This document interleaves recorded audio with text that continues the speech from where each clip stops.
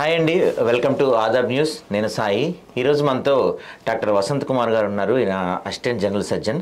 సార్తో మాట్లాడి అంటే యాక్చువల్గా ఇప్పుడు మనం హైదరాబాద్లో కానీ తెలంగాణ ఏపీలో చూసుకుంటే ఎక్కడ చూసినా ప్రతి ఇంట్లో మనకి ఒక ఇంట్లో జ్వరం లేని ఇల్లు అయితే లేని పరిస్థితి మనకు కనపడుతుంది. ప్రతి ఇంట్లో అది వైరల్ ఫీవర్ కావచ్చు, డెంగ్యూ కావచ్చు, ఇంకేదన్నా కానీ రకరకాల కారణాలతో ప్రతి ఇంట్లో మనకి ఖచ్చితంగా ఫీవర్ లేని ఇల్లు అయితే కనపడట్లేదు.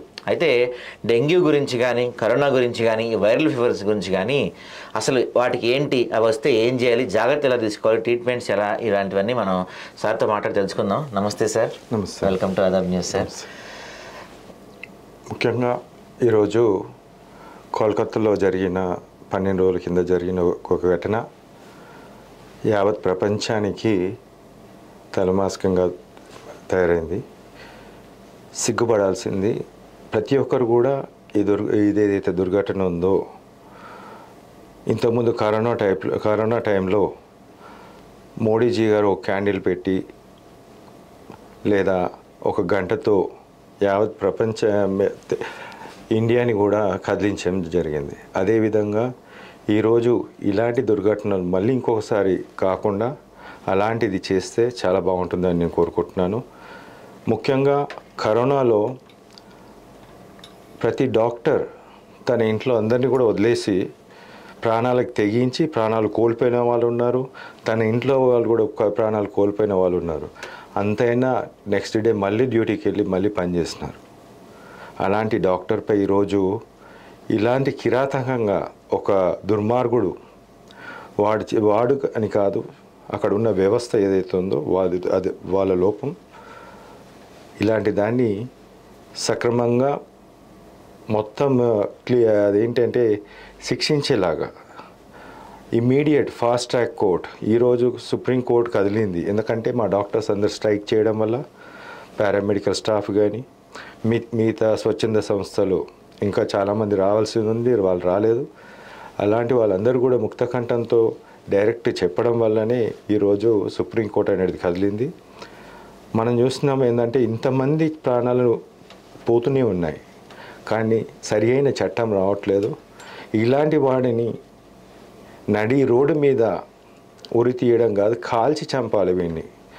అప్పుడే కానీ మిగతా వాళ్ళు భయంతో ఉండి డాక్టర్ల పట్ల గౌరవంతో ఇలాంటి కొట్టడము, తిట్టడము, లైంగిక వేధింపులో ఇంకొకటి విధంగా హత్యలు చేస్తున్నారు.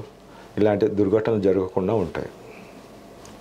బాగా చెప్పారు సార్. నిజంగా ఖచ్చితంగా ఇదే కాదు, ఈ మధ్యకాలంలో మనం చూస్తే చాలా చోట్ల కూడా డాక్టర్ల పైన ముఖ్యంగా హాస్పిటల్స్లో అంటే ప్రభుత్వ వైఫల్యాల వల్లే 100 మందికి, ఇవాళ మా ఆదాబ్లో ఆర్టికల్ వేసాము మేము, 100 మందికి 10 మంది డాక్టర్లే ఉన్న పరిస్థితి మనం చాలా చోట్ల చూస్తున్నాం. దీనివల్ల డాక్టర్ల షార్టేజ్ వల్ల, రకరకాల కారణాల వల్ల వచ్చిన పేషెంట్స్ డాక్టర్స్ పైన దాడులు చేయటం ఇట్లాంటివి మనం ఈ మధ్య బాగా పెరిగిపోయిందని చెప్పచ్చు. 100 మంది పేషెంట్లకు 10 డాక్టర్లు లేరండి. 100 మందికి ఒక డాక్టర్ ఉన్నారు. ఓకే. అది మనము ప్రజల్లో చూసినట్టయితే 10,000 మందికి ఒక డాక్టర్ ఉన్నారు. ఓకే. వేరే పేషెంట్గా చూసినట్టయితే 100 మంది పేషెంట్కి ఒక డాక్టర్ ఉన్నారు. ఓకే. అంటే చాలామందికి ఏంటంటే ఏమైపోయిందంటే మమ్మల్ని ఎందుకు చూడరు, మమ్మల్ని ఎందుకు అంత పట్టించుకోరు అనేది ఒక క్వశ్చన్. అంటే ఒక ఫిజికల్ వర్క్ చేస్తూ ఆ వర్ణం వడ్డించనీకి 100 మందిని వడ్డించాలంటేనే 2 గంటలు, 3 గంటలు, 4 గంటలు పడుతుంది. అంత 100 మందికి పెట్టాలంటే ఒక డాక్టర్ పేషెంట్ని చూడాలి, వాళ్ళ రోగాన్ని చదవాలి, వాళ్ళకి ఏ ప్రాబ్లం ఉందనేది బ్రెయిన్ అనేది ఫాస్ట్గా వర్క్ చేస్తూ వాళ్ళకి ఎటువంటి సమస్య ఉందని దాన్ని 1000 రకాల మందులోని దాన్ని ఇంప్లిమెంట్ పెట్టాలంటే సరి అయిన టైం కూడా కావాలి. ఒక డాక్టర్ పేషెంట్ని చూడాలంటే 15 నిమిషాలు చూస్తేనే తప్ప సరి అయిన వైద్యం రాదు. అలాంటిది నువ్వు 100 మందిని ఒకేసారి చూడు అంటే ఆ సినిమా డైలాగ్ టైప్ అయితే ఇది అసాధ్యం. సమయం ఇవ్వాలి. డాక్టర్స్ కూడా మనుషులే, ఇది ఏ ఆర్టిఫిషియల్ ఇంటెలిజెన్స్ కాదండి. సో దాని తగ్గట్టు మెడిసిన్ ఇస్తేనే కరెక్ట్. Okay sir. ఇంకా coming to the point, viral fevers ప్రతి ఇంట్లో చూసుకుంటే తెలుగు రాష్ట్రాల్లో వైరల్ ఫీవర్ లేని ఇల్లు లేదు. ముఖ్యంగా అది వైరల్ ఫీవర్ రాగానే అది డెంగ్యూవా టైఫాయిడా మలేరియా తెలియని పరిస్థితి ఉంది. డెంగ్యూ వచ్చిందంటే హాస్పిటల్కి వెళ్ళాలి, మినిమం 1-2 లక్షల బిల్లు, ప్లేట్లెట్స్, ఇదంతా ఒక పెద్ద ప్రాసెస్ జరుగుతుంది. అసలు వైరల్ ఫీవర్స్ గురించి, డెంగ్యూ గురించి కొన్ని నిజాలు, కొంతమంది దాస్త నిజాలు కానీ అసలు ట్రీట్మెంట్ ఏంటి అవి ఏంటో చెప్తారు. ముఖ్యంగా ఇది ఏంటంటే ఇప్పుడు తెలంగాణ రాష్ట్రమే కానీ తెలుగు రాష్ట్రాలలో ముఖ్యంగా ఫేస్ చేస్తున్న ప్రాబ్లం ఏంటంటే వైరల్ ఇన్ఫెక్షన్స్. సరే దీంట్లో బ్యాక్టీరియా లేదంటే ఉంటుంది, డెఫినెట్గా ఉంటుంది. వైరల్ ఇన్ఫెక్షన్స్ మెయిన్ కామన్గా ఇప్పుడు ఉండే ఏతున్నాయో డెంగ్యూ,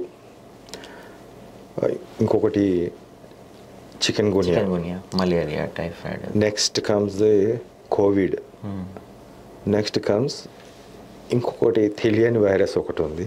ఓకే, ఈ 4 వైరస్ చాలా ప్రాబ్లమ్స్ అయితే క్రియేట్ చేస్తుంది. ముఖ్యంగా డెంగ్యూ నిన్ననే చూసినాము, ఐదుగురు చనిపోయారు. చనిపోయేంత పరిస్థితిలో మాత్రం ఉండొద్దు. మెడిసిన్స్ ఉన్నాయి, ఇమీడియట్గా ప్లేట్లెట్స్ పెరిగే మెడిసిన్స్ ఉన్నాయి, బతికి బయటపడే మెడిసిన్స్ ఉన్నాయి. కోవిడ్కి ఉన్నాయి, చికెన్ గునియాకి ఉన్నాయి, డెంగ్యూకి కూడా ఉన్నాయి. ఓకే, ఇంకొక వైరస్ ఏదైతే చెప్పానో ఈ 3 లేవు లక్షణం, 3టికి నెగిటివ్ వస్తున్నాయి. కోవిడ్ నెగిటివ్ ఉంది, డెంగ్యూ నెగిటివ్ ఉంది, చికెన్ గునియా నెగిటివ్ ఉంది. మరి ఏమంటుంది ఆ వైరస్ అనేది పెద్ద క్వశ్చన్. ఎందుకంటే చాండీపుర వైరస్ అనేది మనం నార్త్లో చూసినాము, గుజరాత్, మహారాష్ట్ర, మధ్యప్రదేశ్ అండ్ రాజస్థాన్. అక్కడ పిల్లల్లో డెత్స్ ఉన్నాయి. మరి అలాంటి వైరస్ ఏమైనా వచ్చిందా అనేది క్వశ్చన్ మార్క్ అయితే ఉంది. అదే చాలా మనం వింటున్నాం, చాలా కేసెస్లో అన్నీ నెగిటివే ఉంటున్నాయి, సిమ్టమ్స్ మాత్రం అన్నీ ఉంటున్నాయి. సిమ్టమ్స్ అదే ఇప్పుడు హై గ్రేడ్ ఫీవర్ ఉంటుంది, 103 టెంపరేచర్ ఉంటుంది, తలనొప్పి ఉంటుంది, body pains, these are the common things. Okay, only joint pains అనేది మనకు చికెన్ గునియాలో ఉంటుంది. సో పొరపాటున సరే ఫీవర్ ఉంది అన్నీ ఉన్నాయి, చికెన్ గునియా టెస్ట్ చేసుకుని నెగిటివ్ ఉంది, మళ్ళీ దాంట్లో ప్లేట్లెట్స్ పడిపోయాయి. అంటే మళ్ళీ డెంగ్యూ చేస్తే డెంగ్యూ నెగిటివ్ ఉంది. సరే పోన్లీ గొంతు నొప్పి అంటున్నాడు, గొంతు నొప్పికి టెస్ట్ చేస్తే కోవిడ్ నెగిటివ్ వస్తుంది. కోవిడ్ కేసెస్ సపరేట్గా ఉన్నాయి, that is running in the country. But we are not testing చేయట్లేదు. ర్యాపిడ్లు లేవు మనకు, ఆర్టీపీసీఆర్ లేదు, ఏదో ప్రైవేట్లో చేస్తుంది తప్ప లైట్ తీసేసుకున్నారు. సో ఇవన్నీ ఉన్న తర్వాత సమస్యలు అయితే చాలా ఉన్నాయి. ఇప్పుడు అంత చిక్కని పరిస్థితిలో ఇటు వెళ్ళడము అటు వెళ్ళడము, అదేవిధంగా ఆర్ఎంపీ చదువురానం దగ్గర పోయి ఆర్ఎంపీ అని ఉంటాడు, రూరల్ మెడికల్ ప్రాక్టీషనరు, వాళ్ళకు ఏం రాదు, టైం పాస్ చేసి లాస్ట్కి పంపిద్దామని చేస్తారు. ఇప్పుడు చూస్తున్నారు స్ట్రైక్లో ఉన్నారు. సో సమస్యలు చాలా ఉన్నాయి, ప్రజల్లో అవగాహన రావాలి, మెడిసిన్స్ ఉన్నాయి దానికి అనేది నేను చెప్తాను. ఓకే. సో ఇప్పుడు ఇవన్నీ పక్కన పెడితే మీరు ముందాక చెప్పినట్టు మెయిన్లీ డెంగ్యూ తీసుకుంటే, డెంగ్యూ అనేది మనకి అది వచ్చిన తర్వాత 3-4 డేస్కి మనకు తెలుస్తుంది. తెలియగానే ప్లేట్లెట్స్ కౌంట్ చెక్ చేస్తే అప్పటికే 40,000కో 30,000కో వచ్చేసిన పరిస్థితి కనపడుతుంది. ఆ టైంలో మనం హాస్పిటల్ అడ్మిట్ అవ్వడం తప్ప ఇంకో దారి లేదా మనకి? సార్ ఇప్పుడు మనం చూసినట్టయితే ఇప్పుడు డెంగ్యూ అనేది హై గ్రేడ్ ఫీవర్ ఉంటుంది. మీరు అన్ని వైరల్ ఫీవర్ తీసుకోండి, ఆల్ వైరల్ ఫీవర్స్ 101 టెంపరేచర్, 102, 103. ముఖ్యంగా టెంపరేచర్ కంట్రోల్ అనేది తల్లిదండ్రుల చేతిలో ఉంది. ఫస్ట్ వన్, మన ఇంట్లో పారాసిటమాల్ సిరప్ ఉంటుంది, వేయచ్చు. ట్యాబ్లెట్ ఫామ్ ఉంటుంది, వేయచ్చు. ప్రతి 6 గంటలకు ఒకసారి వేయచ్చు. అంత కూడా తగ్గకపోతే తడిగుడ్డ పెట్టి తూడవచ్చు. సో అది ఎప్పటికీ అదే పద్ధతి, పాతకాలం కాదు. That is a brand. ఒక మదర్ ఫాదర్ చేయాల్సిన పని అది. ఇమీడియట్గా టెంపరేచర్ డౌన్ అయినప్పుడు ప్లేట్లెట్స్ అనేది 40,000 వరకు పడవు. There is a logic in that one. ఎప్పుడైతే టెంపరేచర్ ఎక్కువ ఉంటుందో వాళ్ళలో అసలు పట్టించుకోకుండా బెడ్లో పడుకున్న వాళ్ళకు పడిపోవడం ఫాస్ట్గా ఉంటుంది. 4 లక్షల నుంచి 40,000 అన్నారు మీరు, ఫాస్ట్గా పడిపోయినట్టే. You are not taking the care of the patient అని చెప్పచ్చు. If you are taking care అది 4 లక్షల నుంచి 2 లక్షలకు వస్తుంది. There is a time gap. Care means care అంటే ఏంది? Temperature management, fever management. Fever management. ఎందుకు ఫీవర్ మేనేజ్మెంట్ అనేది మళ్ళీ ఇదేంది ఫీవర్లోనే ఇంత మర్మం ఉందా అంటే అవును. ఓకే, ఎలా అంటారు మళ్ళీ what is the reason behind? మీకు టెంపరేచర్ తక్కువ ఉన్నప్పుడు, ఫీవర్ తక్కువ ఉన్నప్పుడు తినే నీకు ఆస్కారం ఉంటుంది. ఓకే, ఇప్పుడు ఏదో ఫుడ్ ఇస్తారు, మీరు ప్రోటీన్స్ ఇస్తారు, షుగర్ ఇస్తారు, లేకపోతే ఫ్యాట్ ఇస్తారు, అన్ని ఇస్తారు. సహజంగా ఈ మధ్య కాలంలో డెంగ్యూ అనగానే ఫస్ట్ బొప్పాయి ఫ్రూట్ లేకపోతే కివీ ఫ్రూట్, అది తర్వాత సార్. అది అంటే మనకి ఇచ్చేది ఏంటంటే ఈ బేసిక్ థింగ్ ఏదైతే ఫుడ్ అయితే ఇస్తున్నామో, ఫీవర్ అంతే, ఫీవర్ కూడా 3 days 4 days ఉంది. సో 2 lakhs ప్లేట్లెట్స్ అని మెయింటైన్ అవుతున్నాయి అక్కడ. Still you can have the good thing. Okay, నువ్వు హాస్పిటల్ వరకు వెళ్ళడం అవసరం లేదు. ఓకే, దీనిలో యాంటీబయాటిక్స్ అవసరం లేదు. డెంగ్యూలో ఓకే, మూర్ఖులందరూ యాంటీబయాటిక్స్ పెడుతుంటారు. ఓకే. ఆ తర్వాత ఫీవర్ మేనేజ్మెంట్ చెప్పారు. ఫీవర్ మేనేజ్ అయితే 100% మేనేజ్మెంట్ అయిపోయినట్టు అక్కడే. ఓకే, సెకండ్ థింగ్ ఈ పపాయ జ్యూస్, కివీ ఫ్రూటు కడుపు తినకనే అసిడిటీ ఫామ్ అవుతుంది. ముఖ్యంగా నేను ఇక్కడ చెప్పదలుచుకుంది ఏంటంటే తిండి తినకనే ఎసిడిటీ ఫామ్ అవుతుంది. ఆల్రెడీ ఒక నాసియా సెన్సేషన్ ఉంటుంది, బ్రెయిన్కి వామిటింగ్ సెన్సేషన్ ఉంటుంది. సో వీళ్ళు వామిటింగ్ చేయడం స్టార్ట్ అవుతుంది. ట్యాబ్లెట్స్ వేసిన తర్వాత ఈ క్యారిపిలే కానీ లేకుంటే పపాయ జ్యూసే కానీ మిగతా కివీ ఫ్రూటే కానీ ఇవన్నీ కూడా ఎక్కడ కూడా ప్లేట్లెట్స్ పెంచే టీవీ అని ఎక్కడ చూపించలేదు. ఈ మూర్ఖపు మూఢనమ్మకాలతో చేస్తున్న పని ఇది. దాంట్లో మిగతా మా డాక్టర్స్ ప్రొఫెషన్స్ వాళ్ళు ఉన్నవాళ్ళు కూడా అదే చెప్తుంటారు, కానీ ప్లేట్లెట్స్ పడుతూనే ఉంటాయి. ఎవరైనా తీసుకున్నా మీరు దయచేసి కామెంట్ చేయండి కింద, క్యారిపిల్లి కానీ మిగతా పపాయ జ్యూస్ వేసుకున్నా ప్లేట్లెట్స్ పడ్డాయా లేవా, వాస్తవానికి ఒప్పుకోండి. సో గ్యాస్ట్రైటిస్ అనేది స్టార్ట్ అయిన తర్వాత ఫుడ్ తినడం మానేస్తారండి. వామిటింగ్స్ అవుతుంటాయి, కంటిన్యూస్ వామిటింగ్, గొంతులో నొప్పి వస్తుంది, కడుపు నొప్పి వస్తుంది. So they stop the feeding. Next comes ఏముంది, సరే ఈ ప్లేట్లెట్స్ మీరు అన్న 40,000 పట్టించుకోలే, ఫీవర్, ఇది వామిటింగ్స్ అవుతున్నాయి, సరే పట్టించుకోలేదు, తీసుకుపోయి హాస్పిటల్ వేస్తారు. పోగలే 1,00,000 రూపాయలు బిల్ కట్టమంటారు ఫస్ట్, అష్యూరెన్స్ ఇవ్వడం తర్వాత. 40,000 కాస్త మళ్ళీ ఏం పర్లేదండి, 1,00,000 ఉన్నా 50,000 పడిపోతాయి, ప్రాబ్లం లేదండి, డెంగ్యూలో పడుతుంది సహజంగా, మీరు ఎక్కడైనా చూడండి అంటారు. మళ్ళీ పడతాయి అంటారు. లాస్ట్కి వాడికి ఇచ్చేది ఏంటంటే ఐవి ఫ్లూయిడ్స్ ఇస్తారు, ఇంకో పపాయ జ్యూస్ తాగమంటారు, లేకుంటే ఐవి పారాసిటమాల్ ఇస్తారు, ఓఆర్ఎస్ తాగమంటారు, దానికి ఐవి ఫ్లూయిడ్స్ పెడతారు. ఇంకో పెద్ద ముప్పు ఉంది దీంట్లో, ఏందో తెలుసా? తెలిసి చేస్తారా ఈ డాక్టర్స్ కానీ కార్పొరేట్లో, తెలియకుండా చేస్తారా అనేది ఇంకొకటి ఉంది. మీకు ఐవి యాంటీబయాటిక్స్ ఇస్తారు, పెప్టాజ్ అని, లేకుంటే అమాక్సిక్లావ్ అని, లేకుంటే సెఫెక్జిమ్ అని, అవన్నీ యాంటీబయాటిక్స్ ఇస్తారు. ఇప్పుడు సపోజ్ 40,000 ప్లేట్లెట్స్ ఉన్నాయి మీరు చెప్పినట్టు, మీరు ఐవి పెట్టగానే అది కాస్త 20,000 అవుతుంది. ఎందుకు అవుతుంది అంటే థ్రాంబోసిస్ అవుతుంది. బ్లడ్ వెజల్ అనేది నువ్వు ఎలా ఇంజరీస్ చేసుకుంటూ పోతావో అది ఇన్ఫ్లమేషన్ అవుతుంది. సో ఉన్న బాడీలో ఉన్న ప్లేట్లెట్స్ అన్ని దీనికి కన్జప్షన్ పోతాయి. ఈ మీ బ్లడ్ వెజల్ అంతా థిక్ అయిపోతుంది, గట్టిగా అయిపోతుంది. మీకు కూడా మొన్న రీసెంట్గా వచ్చినట్టుంది, దాంట్లో కూడా యాంటీబయాటిక్స్ పెట్టుంటారు మీ చేతికి. సో ఇదంతా కూడా నొప్పిగా ఉంటుంది, థ్రాంబోజ్డ్ వెయిన్. సో ఇన్ఫ్లమేషన్ వల్ల మళ్ళీ ప్లేట్లెట్స్ 20,000 40,000 ప్లేట్లెట్స్ 20,000 పడిపోయే ఛాన్స్ ఉంటుంది. సో ఇలాంటి పడిపోయేది ఏదైతే ఉన్నాయో చూడండి, ఇక్కడ ఒకటి తినకుండా ఆపడం, ప్లేట్లెట్స్ పడిపోయినాయి. సెకండ్, యాంటీబయాటిక్స్తో ప్లేట్లెట్స్ పడిపోయినాయి. థర్డ్, పడిపోయిన ప్లేట్లెట్స్కి మళ్ళీ ట్రాన్స్మిషన్ స్టార్ట్ చేస్తుంది. ఇక్కడ నాకు వచ్చిన డౌట్ సార్, ఇప్పుడు మనం ఇంట్లో ఉన్నప్పుడు కానీ లేకపోతే హాస్పిటల్ అడ్మిట్ అయినా సరే డాక్టర్లు అంటే అందరూ ప్లేట్లెట్స్ 2 పూట్ల చెక్ చేస్తారు. మార్నింగ్ 1,00,000 ఉంది, సాయంత్రం 50,000 ఉంది, రేపు మార్నింగ్ 30,000 ఉంది, ఈవినింగ్ 25,000 ఉంది అని మనకి చెప్తూ ఉంటారు. అంటే మనం హాస్పిటల్ అడ్మిట్ అయింది ఎందుకు? ప్లేట్లెట్స్ పడిపోతున్నాయి అని. సో నువ్వు హాస్పిటల్ అడ్మిట్ అయిన తర్వాత కూడా ప్లేట్లెట్స్ పడుతున్నాయని మనకి చెప్తున్నావే కానీ అడ్మిట్ అవ్వగానే ఆ పడిపోతున్న ప్లేట్లెట్స్ని నువ్వు ప్రయత్నం చేయట్లేదు, ఎక్కడా కూడా ఆపలేము అసలు వాటిని. వెరీ గుడ్ పడుతుంటే చూస్తూ ఉంటామేనా మనం వాటిని? వెరీ గుడ్ క్వశ్చన్ ఇది కేవలం మేము ఇచ్చిన ట్రీట్మెంట్ ద్వారానే సాధ్యమవుతుంది. ఓకే. అంటే మీరు ఏమన్నా దీనికి మెడిసిన్ కనిపెట్టారా లేకపోతే? దీనికి మెడిసిన్ సపరేట్ మెడిసిన్ ఉందండి. ఓకే.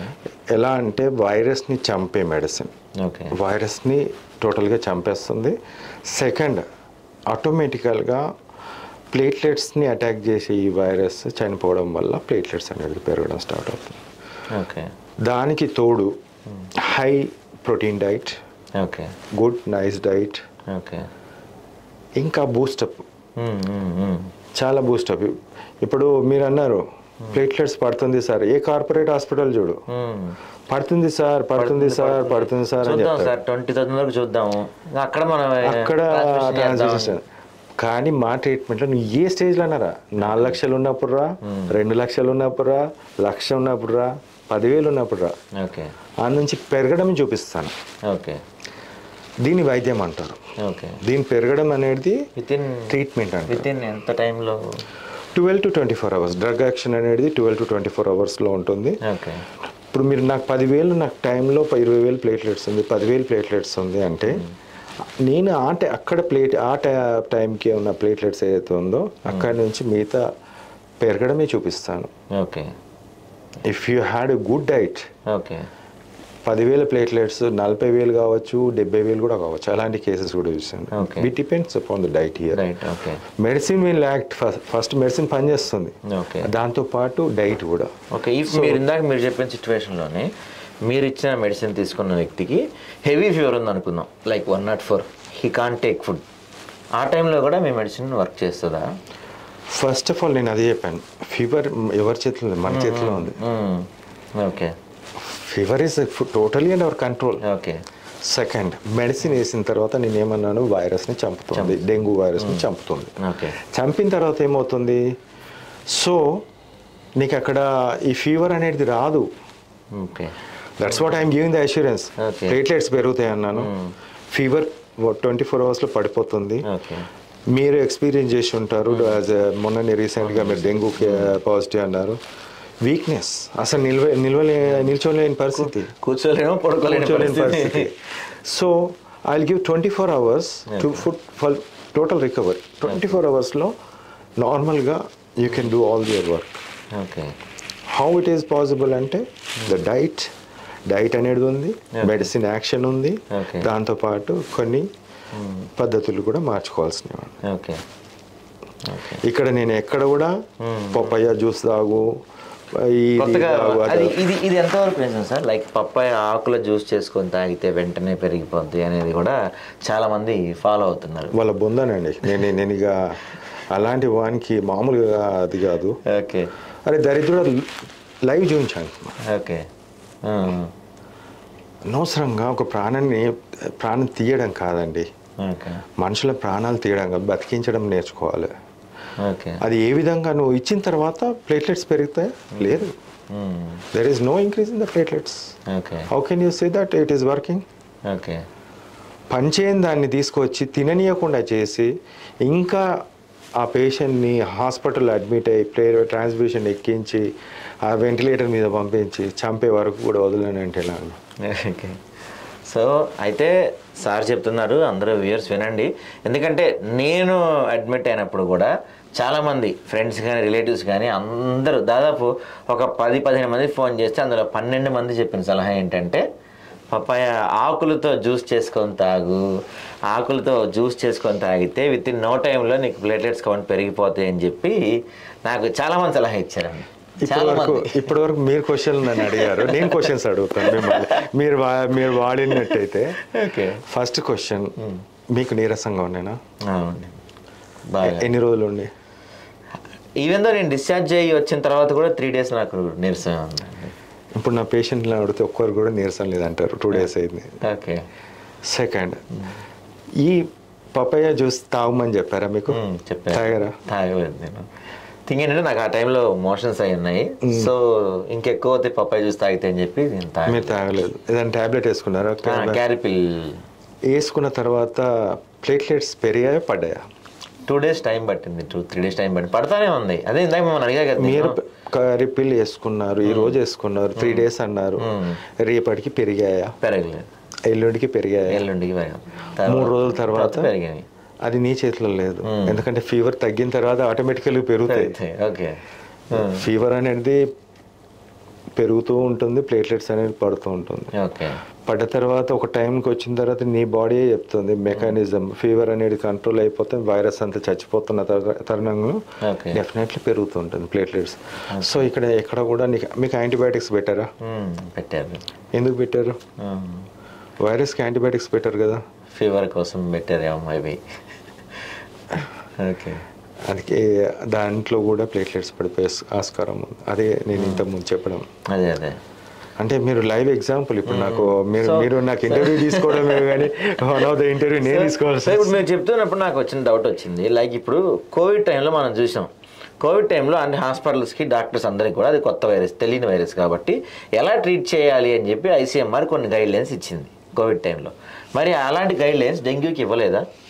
డెంగ్యూ కూడా ఉందండి. మరి యాంటీబయాటిక్స్ ఎందుకు డాక్టర్స్ ఇంజెక్ట్ చేస్తున్నారు? ఐసీఎంఆర్ చెప్పలేదు. ఐసీఎంఆర్ అని కాదు, WHO గైడ్ లైన్స్లో కూడా ఎక్కడ కూడా యాంటీబయాటిక్స్ అనేది నో రోల్. ఓకే. ఇప్పుడు ICMR WHO guide lines same ఉంటుంది. ఓకే. వాళ్ళు ఒకటే చెప్తారు ఏంటంటే లిక్విడ్ మన హైడ్రేషన్ అంటారు. హైడ్రేషన్ ఇస్ పదం అనేది చాలా తప్పు. ఓకే. బ్లండర్ మిస్టేక్ అది. ఓకే. ఎందుకు అంటున్నా అంటే హైడ్రేషన్ ఈజ్ ఇంపార్టెంట్. మీరు ఎండలో రన్నింగ్ చేసినా ఎక్కడ ఏం పని చేసినా వాటర్ అనేది ఇంపార్టెంట్. బట్ ఇక్కడ హైడ్రేషన్ రోల్ అనేది తక్కువ. ఓకే. ఇక్కడ ప్రోటీన్ గివింగ్ చెప్తారు కదా ఆ టైంలో. లేదు, ద మెయిన్ కాజ్ ఏంటంటే ప్రోటీన్ అనేది virus it self is a protein. Okay. Virus అనేది మీరు టైప్ చేయండి, it's a protein. Okay. Virus అనే చెత్త 1000 లక్షల కోట్లు వైరస్ తయారవుతుంది బాడీలో. ఎక్కడి నుంచి తయారవుతుంది? ఆ వైరస్ తయారవడానికి ఆ ప్రోటీన్ ఎక్కడి నుంచి తీసుకుంటుంది? ఓకే. అది మీ బాడీలోనే ఉంది, బయట నుంచి ఎవడు ఇవ్వలేదు. మీ బాడీలో ఒక వైరస్ అనేది 1 కిలోనో 2 కిలోల వైరస్ అనేది తయారవుతే ఆ కిలో అనే వైరస్ కిలో అవుతుందో మీ బాడీలో ఫస్ట్ లివర్ని అటాక్ చేస్తుంది. లివర్లో నుంచి ప్రోటీన్ తీసేసుకుంటుంది, స్టోర్ అవుతుంది. ఆ తర్వాత బాడీలో ఉన్న మజిల్స్ని అటాక్ చేస్తుంది. లివర్లో 2 కిలోల వైరస్ అనుకోండి, 1 కిలో వైరస్ లివర్ నుంచి తీసుకుంది, ఇంకో 1/2 కిలో మీ మజిల్స్ నుంచి తీసుకుంటుంది, ఇంకో 1/2 కిలో అంతా అయిపోయింది, ఎగ్జాస్ట్ అయిపోయింది, ఎక్కడి నుంచి తీసుకోవాలంటే బోన్స్ నుంచి తీసుకుంటుంది. ఇవన్నీ కూడా మీకు సింబాలిక్గా కనిపించే హెపటైటిస్, ఇవన్నీ ప్రోటీన్ డెఫిషియన్సీ వల్లనే ఈ ఎంజైమ్స్ అనేది పెరుగుతుంది. సి రియాక్టివ్ ప్రోటీన్ పెరగడం, ఇవన్నీ కూడా ప్రోటీన్. సెకండ్, వీక్నెస్, బాడీ వీక్నెస్కి కారణం loss of protein. Joint bones problem అంతా కూడా రావడం లాస్ ఆఫ్ ప్రోటీన్. హైపోటెన్షన్, తల తిరుగుతుందండి, గిడ్డినెస్ ఉంది, కూర్చోలేకపోతున్నా అన్న పరిస్థితి రావడానికి కారణం ప్రోటీన్. నేను కూర్చోలేకపోతున్నాను, protein. The BP is falling down, collapsing. నేనైతే హాస్పిటల్ అడ్మిట్ అవడానికి వెళ్ళి కూడా పడిపోయాను అక్కడ. Yeah, that's what happen. Giddiness, that is giddiness అంటాం ప్రోటీన్ వల్ల. సెకండ్, ప్లాస్మా లీక్, బ్లడ్ అంతా లీక్ అవుతుందండి బ్లడ్ వెజిల్ నుంచి, ప్రోటీన్. ఓకే. ప్రోటీన్ లేకని బ్లడ్ వెజిల్లో ప్రోటీన్ ఉంటే లోపలే ఉంటుంది, అది లేనప్పుడు బయటకు వస్తుంది. స్టిల్ హైడ్రేషన్ అని ఫూల్ చేస్తారు. Okay. I will challenge to those people who are saying that దీనికి హైడ్రేషన్ అంటున్నారు. హైడ్రేషన్ కాదు, protein. Give the protein, they will improve. అది చేయకుండా కార్పొరేట్ హాస్పిటల్స్ మిగతా అన్నీ కూడా ఒక పిచ్చి మూఢత్వం ప్రోటోకాల్ని పాటిస్తూ ఈ విధంగా చేస్తాను.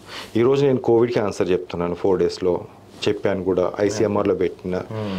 నాకు తెలిసి ప్రపంచంలో ఒక్కడు కూడా పెట్టుంటాడు అసలు ఈ 4 days లోపల ట్రీట్మెంట్ అనేది, పాజిటివ్ నుంచి నెగిటివ్. అది కూడా RT-PCR రిపోర్ట్స్. ట్విట్టర్లో లైవ్ 10 కేసులు పెట్టా, ప్రూవ్ చేసిన విత్ ఎవిడెన్స్. డెంగ్యూలో ప్లేట్లెట్స్ ఇమ్మీడియట్గా నెక్స్ట్ 12 నుంచి 24 గంటల లోపల పెరుగుతాయి అంతే. డైట్ ఫాలోగా, మెడిసిన్స్ వాడు, చికెన్ గోనియాలో నా కేసెస్కి ట్రీట్మెంట్ తర్వాత 24 అవర్స్లో ఫీవర్ పోతుంది. జాయింట్ పెయిన్స్ 2 to 3 డేస్లో మొత్తం కంప్లీట్ జాయింట్ పెయిన్స్ ఉండవు. ఇది నేను సాధించింది 2008లో. 2008లో అప్పుడు చికెన్ గోనియా వచ్చినప్పుడు అదే ప్రోటోకాల్ని ఈరోజు నేను వాడుతున్నాను. ఈరోజు ఇంకో కొత్త వైరస్ ఉంది, ఆ వైరస్ కూడా తగ్గిపోతుంది, ఫీవర్ అనేది తగ్గిపోతుంది, వైరస్ విల్ బి డైయింగ్. ఇప్పుడు మీరు హెచ్ఐవి, నేను ఇంకోటి చెప్తున్నాను, హెచ్ఐవికి మందు లేదన్నారు. ప్రతి వాళ్ళు ఏం చేస్తారంటే WHO కానీ ICMR కానీ మిగతా మందు లేదు వాళ్ళ మందులు ఏది యూజ్ చేయను నేను. నా మందులతోటి 1 కోటి ఉన్న వైరస్ 50 లక్షలు తీసుకొస్తా ఒక మందులో. 50 లక్షలు ఉన్నది నెక్స్ట్ 5 లక్షలకు, 5 లక్షలు ఉన్నది 2 లక్షలకు, 3 లక్షలు, అలా తగ్గించుకుంటూ పోతా. నెగిటివ్ అయిపోతుంది. తర్వాత సమయం వచ్చినప్పుడు నేను విడుదల చేస్తాను.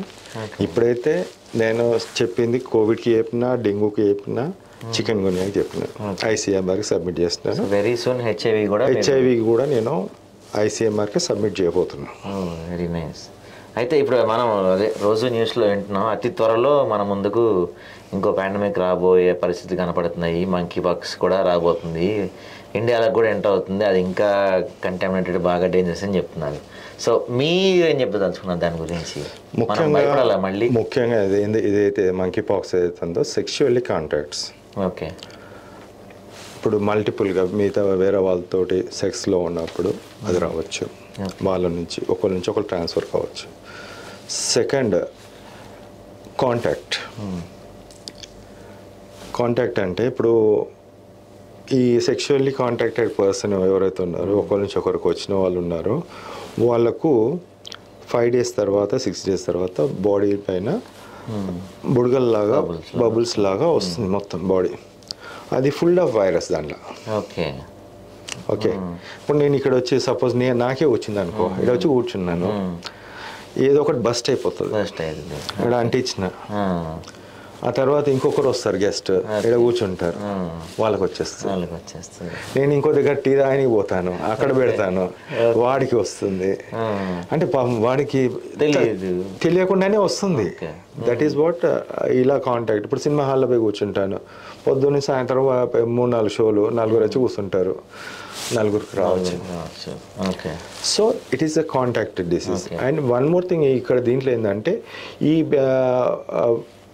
దగ్గు వల్ల కూడా రావచ్చు అని చెప్పేసి కొంతమంది అంటున్నారు. సేమ్ మోస్ట్లీ రాకపోవచ్చు, బట్ సో అంటే దీనికి కూడా మనం కరోనా పరిస్థితులు చూడాల్సి ఉంటుందా? లేదండి, అంత పరిస్థితులు రావు. ఇది WHO ఈ మధ్య పిచ్చిలేసి చాలా అన్నిటి కూడా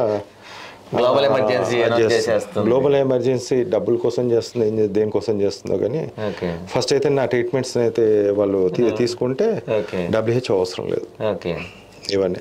ఎందుకు చెప్తున్నానంటే మందులో ఉన్నాయి, అన్ని వైరస్కి మందులు ఉన్నాయి. వాళ్ళు హడావిడిగా ఇప్పుడు నిప్పా వైరస్ అన్నారు, చాండీపురా వైరస్ అన్నారు, కోవిడ్ అన్నారు, డెంగ్యూ అన్నారు, ఇన్ని గానం వైరస్లు ఎక్కడ వస్తున్నాయి? ఇంతకుముందు ఎప్పుడు రాలేదు కదా. ఈ మధ్య కాలంలోనే మనం ఎక్కువ చూస్తున్నాం. ఈజ్ ఇట్ మ్యానిపులేటెడా, లేకుంటే ఉద్దేశపూర్వకంగా రిలీజ్ చేస్తున్నారా వ్యాక్సిన్లు అమ్మడానికా? ఇట్ ఈస్ రియల్లీ చూస్తుంటే చాలా బాగా అనిపిస్తుంది. ఒక దిక్కేమో మందు లేదని చెప్పడం, మందు ఉన్నదిరా అని చెప్తే మేమేమో లేదు మేము పట్టించుకోమని చెప్పేసి దాన్ని అది చేయడం. ఒక దిక్కేమో వ్యాక్సిన్లు తీసుకురావడం, పనికిమాలిన వ్యాక్సిన్లు తీసుకొస్తున్నారు. ఆల్రెడీ నిన్న మనం న్యూస్ చూస్తే మన సిరమ్ ఇన్స్టిట్యూట్ అనుకుంటా, అయితే పేరు నాకు కరెక్ట్గా గుర్తులేదు, మేము ఆల్రెడీ మంకీ పాక్స్ పై వ్యాక్సిన్స్ మీద ట్రయల్ స్టార్ట్ చేసాము, 1 yearలో వ్యాక్సిన్ తీసుకొచ్చేస్తామని చెప్తున్నారు. బక్రాలు కోసం వెతుకుతుంటారు అప్పుడు. ఆల్రెడీ కోవిడ్ బక్రాలు ఏమైనా బాగా ప్రతి ఒక్కళ్ళు దాదాపు అందరూ వ్యాక్సిన్ తీసుకో. నేను ఒకటి చెప్తున్నాను, జస్ట్ సెకండ్ మన క్వశ్చన్ అడుగుతాను, మీరు కోవిడ్కి వ్యాక్సిన్ తీసుకున్నారు? ఎస్. ఓకే, తీసుకోవాల్సి వచ్చింది, లేకుంటే రానియమన్నారు. ఈరోజు అదే కోవిడ్ మీద నేను వీడియో చేయాల్సి వచ్చింది. ఓకే, దుర్మార్గుడు ఇలాంటి వ్యాక్సిన్ ఇచ్చిన ఇంద్ర దరిద్రుడా అని చెప్పేసి వచ్చింది. నిజంగా ఎందుకంటే ఇంత కోపం నేను ఎప్పుడు మాట్లాడలేదు. వ్యాక్సిన్ తీసుకున్న తర్వాత అంటే ఇది చాలా మంది అడిగి ఉంటారు, చాలా మంది తెలిసి ఉండొచ్చు, మా వ్యూవర్స్ కోసం అడుగుతున్నాను. ఏదైతే ఆ కోవిడ్ వ్యాక్సిన్ తర్వాత లైక్ ఇప్పుడు వస్తున్న చిన్నపిల్లల్లో వస్తున్న హార్ట్ డిసీజ్ కానీ ఇంకా మిగతా వీక్ అని అయిపోవటం కానీ ఇవన్నీ కోవిడ్ వ్యాక్సిన్ వల్లే 100% ఇది. అందుకోసమే నేను ఏప్రిల్ 20 నాడు రిలీజ్ చేసిన ఒక వీడియో. ఓకే, ఏప్రిల్ 30 నాడు యూకే నుంచి కోర్ట్ ఆర్డర్స్ వచ్చినాయి. ఓకే, ఏమని కోవిడ్ వ్యాక్సిన్ వల్ల థ్రాంబోసైటోపెనియా సిండ్రోమ్. థ్రాంబోసిస్ అంటే క్లాట్స్ ఫామ్ కావడం, థ్రాంబోసైటోపెనియా అంటే ప్లేట్లెట్స్ పడిపోవడం, రెండు కాంబినేషన్ ఒక సిండ్రోమ్. ఈ రెండు ఫామ్ అయిందంటే క్లాట్స్ బ్రెయిన్లో క్లాట్ కావచ్చు, హార్ట్లో క్లాట్ కావచ్చు. ఇప్పటికీ మీరు చూసినట్టయితే గుజరాత్ రాష్ట్రంలో లాస్ట్ మంత్ 1000 మంది చచ్చిపోయారు హార్ట్ అటాక్. 30 to 40 వాళ్ళకు కూడా వస్తున్నాయి. వాళ్ళకు కూడా వ్యాక్సిన్ ఇచ్చారు కాబట్టి వాళ్ళకు కూడా ఈ సమస్య వస్తుంది. అయితే సార్ ఒక చిన్న డౌట్, ఇప్పుడు అయిపోయింది, జరగాల్సిన నష్టం జరిగిపోయింది, అందరికీ వ్యాక్సిన్లు చేసుకున్నాం, ఏమన్నా మనం క్యూర్ చేసుకోగలుగుతాం ఇప్పుడు? అలా మీరు చెప్పిన క్లాట్స్ ఉందండి, there is a beautiful treatment దానికి కూడా ఉంది. ఓకే, క్లాట్ డిజాల్వ్ చేసే మందులు ఉన్నాయి. ఓకే, ఇమ్మీడియట్గా మనకు ఇప్పుడు ఆ క్లాట్ అనేది కనిపించాలంటే డీడైమర్ చేయించుకుంటాము. ఓకే, ఆ డీడైమర్ చేయించుకున్నప్పుడు ఆ డీడైమర్ ఏందనేది 500 కన్నా తక్కువ ఉంటే ఇట్స్ నార్మల్, 500 కన్నా ఎక్కువ ఉంటే ఇట్స్ అబ్ నార్మల్. సో అలాంటి క్లాట్స్ ఏమైనా ఉన్నా వీ కెన్ రెక్టిఫై, ఆ ట్యాబ్లెట్స్ వాడితే ఇమీడియట్గా తగ్గుతుంది. ఓకే, ఇంకోటి దీంట్లో ఇంకో ప్రాబ్లం ఉంది. కోవిడ్ అంటేనే క్లాట్స్ ఫార్మింగ్ డిసీజ్, అంటే క్లాట్స్ అనేది ఫామ్ అవుతుంది కోవిడ్లోనే, కోవిడ్ అనే వైరస్కే. ఇప్పుడు నేను రీసెంట్లీగా ఒక 4 కేసులు చూస్తే 4 కేసులు చూస్తే దానిలో ఎల్డర్లీ ఫీమేల్ ఇద్దరికి కూడా 500+ ఉంది. సో క్లాట్ అనేది కోవిడ్కి రిలేటెడ్. అదే క్లాట్ వైరస్ రెండు కలిసినప్పుడు, రెండు వైరస్ వ్యాక్సిన్ తీసుకొని ఈ క్లాట్ ఉన్నట్టయితే అలాంటి వాళ్ళు చాలా హై రిస్క్ ఎక్కువ, హార్ట్ అటాక్స్ వచ్చే ఛాన్సెస్ ఎక్కువ ఉన్నాయి. ఏంటంటే కోవిడ్ అనేది 1 రోజు ఫీవర్, 2 రోజులు ఫీవర్. అదే డెంగ్యూ అయితే 3 రోజులు ఉండొచ్చు, 4 రోజులు ఉండొచ్చు, చికెన్ గునియా అవన్నీ కూడా 4 రోజులు ప్లస్ 4 రోజులు ఉంటుంది. కానీ కోవిడ్ అనేది 1 or 2 days ఫీవర్. అది నిర్లక్ష్యం వహించి యూత్ ఏం చేస్తారంటే ఒక రోజు వచ్చింది పోయింది అనుకుంటారు, కానీ మిగతా ప్రాబ్లం అంతా కూడా హార్ట్ అటాక్ ఫామ్లో మనం చూస్తాం. ఓకే, సో ఇప్పుడు అంటే సార్ ఈ క్వశ్చన్ యాక్చువల్లీ యాజ్ ఎ డాక్టర్గా మిమ్మల్ని అడగచ్చు అనుకుంటున్నాను నేను. ఎందుకంటే ఈ మధ్య కాలంలో పర్టికులర్గా కోవిడ్ వచ్చిన దగ్గర నుంచి చిన్న జలుబు రాగానే, దగ్గు రాగానే, జ్వరం రాగానే వెంటనే మెడిసిన్ వేసుకునే పరిస్థితులు మనకు కనపడుతున్నాయి. అదే ఒక 20-30 years బ్యాక్ మనకి జలుబు దగ్గు వస్తే మంచి పాలల్లో పసుపు వేసి ఇవ్వటం కానీ, లేకపోతే మిరియాల చారు అంటారు, లేకపోతే ఇంట్లో కొన్ని ఔషధాలు ఇంట్లో తయారు చేసుకునే కొన్ని వాటి వల్ల మనకు అల్లం వాడటం వల్ల, వెల్లుల్లి వాడటం వల్ల ఇట్లా ఇళ్లల్లోనే మనకి ట్రీట్మెంట్ అయిపోయింది ఒక 20-30 years బ్యాక్. లైక్ ఇప్పుడు కూడా నేను రీసెంట్గా కొన్ని విన్నాను, లైక్ ఇప్పుడు US, UK లాంటి కంట్రీస్లో ఒక పర్సన్ ఫీవర్ వచ్చి హాస్పిటల్కి వెళ్తే దే డోంట్ ట్రీట్ హిమ్, అంటే వాళ్ళు ట్రీట్ చేయరు అసలు. ఓకే వెయిట్ చేయమంటారు, 2 days వెయిట్ చేయండి, 2 days కూడా కాకపోతే అప్పుడు రండి అని చెప్పి పంపించేస్తారు UK, యూరోప్ కంట్రీస్లో. అంటే వాళ్ళు దేనికోసం ట్రై చేస్తున్నారు, మన ఓన్ ఇది ఫైట్ చేసి తగ్గించుకుంటుందని చెప్పి దానికి టైం ఇస్తున్నారు. కానీ మన దగ్గర చూసుకుంటే జ్వరం అని మనం ఒక హాస్పిటల్కి వెళ్తే డోలో 650, పారాసిటమాల్ 650, 500 mg 300 mgలు కూడా 350 mg ఉంటుంది, ఐ డోంట్ నో. 500 కూడా ఉంది, 500 అయితే ఉంది. డైరెక్ట్గా 650 వేసేస్తున్నారు. అంటే మన బాడీ దాంతో ఫైట్ చేసేంత టైం కానీ, లేకపోతే అసలు మెడిసిన్స్ మీద ఆధారపడకుండా మనకి మనం బాడీ వ్యాధి నిరోధక శక్తి అంటారు కదా, అది ఫైట్ చేసే ఛాన్స్ ఇవ్వకుండా ప్రతిదానికి ఆ మెడిసిన్స్ మీద డిపెండ్ అవటం ఎంతవరకు కరెక్ట్ అంటారు సార్? చూడండి, మెడిసిన్ ఈజ్ ఓన్ ఇంపార్టెన్స్. ఇప్పుడు వైరల్ ఇన్ఫెక్షన్ ఉందనుకోండి, మీరు వైరల్ ఇన్ఫెక్షన్ గురించి మాట్లాడినట్లయితే వైరస్ అనేది ఆల్మోస్ట్ లివర్ని డ్యామేజ్ చేస్తుంది, హెపటైటిస్ అంటాము, లేకుంటే దానికి ప్రాబ్లమ్స్ మొత్తం టోటల్లీ డిస్టర్బ్ అవుతుంది.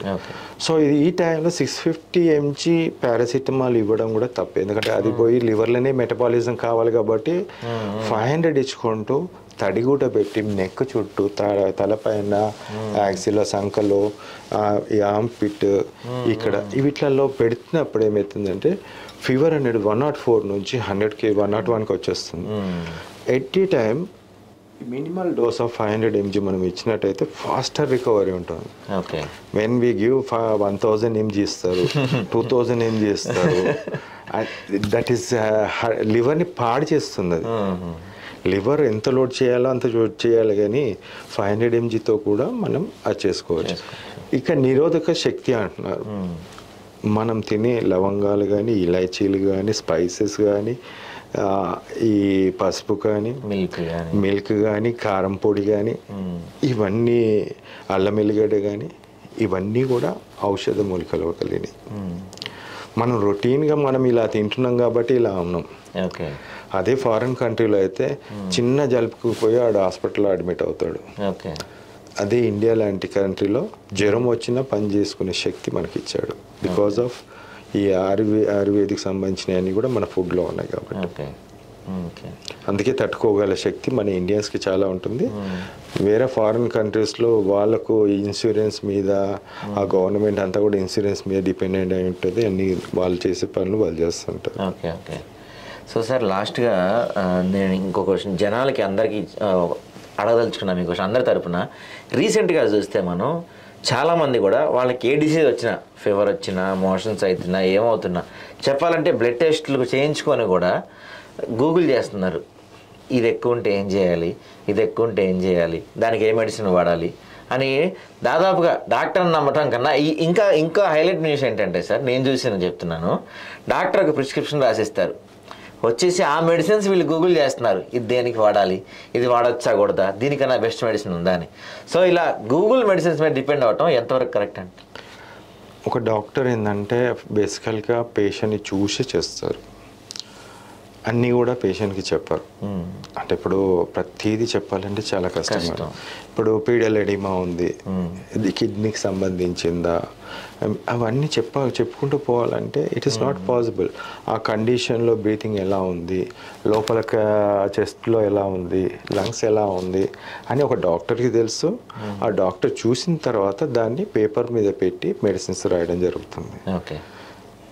అలా అని చెప్పేసి ఇష్టం వచ్చినట్టు దాని గురించి చదువుకొని నేను ఇదే వాడతాను, ఇంకొకరి మీద అప్లై చేస్తానంటే అది ప్రాణాలకు ముప్పు.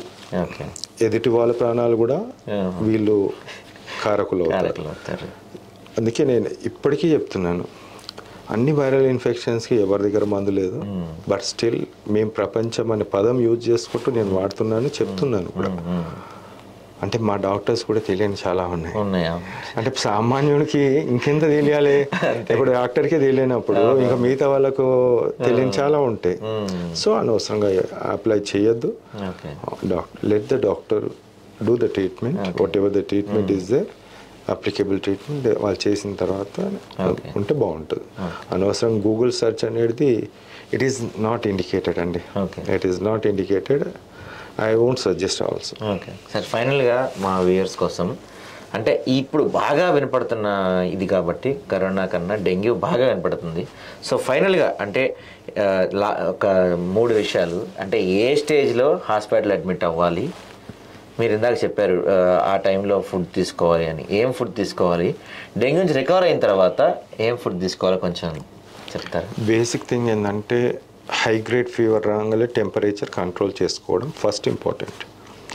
Second, testing is important.